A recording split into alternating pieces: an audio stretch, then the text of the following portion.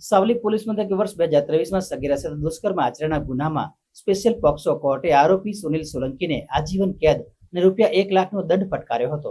વડોદરા જિલ્લાના સાવલી પોલીસ મથકે વર્ષ 2023ની નોંધાયેલી ફરિયાદના આરોપી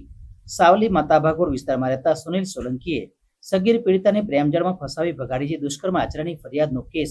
સાવલીની સ્પેશિયલ પોક્સો કોર્ટમાં ચાલી જતા સરકારી વકીલ CG પટેલની ધારદાર દલીલોને ગ્રાહ્ય રાખી નામદાર સ્પેશિયલ પોક્સો કોર્ટના જજ શ્રી J.A. ઠક્કર સાહેબે આરોપીને તકસીરવાર ઠેરવ્યો હતો અને સમાજમાં દાખલારૂપ ચુકાદામાં સગીરા સાથે દુષ્કર્મ આચરનાર સાવલી રહેતા આરોપી સુનિલભાઈ ઘનશ્યામભાઈ સોલંકીને દુષ્કર્મ સહિત ઇન્ડિયન પિનલ કોડની વિવિધ કલમો હેઠળ આજીવન કેદની સજા અને ₹1 લાખનો દંડ ફટકાર્યો છે. જ્યારે 2024માં અન્ય નોંધાયેલ ફરિયાદની એપિકોની કલમ 363/366 હેઠળ 3 અને 5 વર્ષની સજા અને 3 અને 5,000 રૂપિયાના દંડની સજા કરી છે અને આરોપી દંડની રકમ ₹1,08,000 કોર્ટને ભરપાઈ કરે તો એ રકમ પીડિતાને ચૂકવવા હુકમ કરેલ છે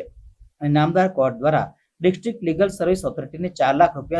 વિક્ટિમ કમ્પન્સેશન ભોગ બનનાર પીડિતાને ચૂકવવા ભલામણ કરવામાં આવી છે.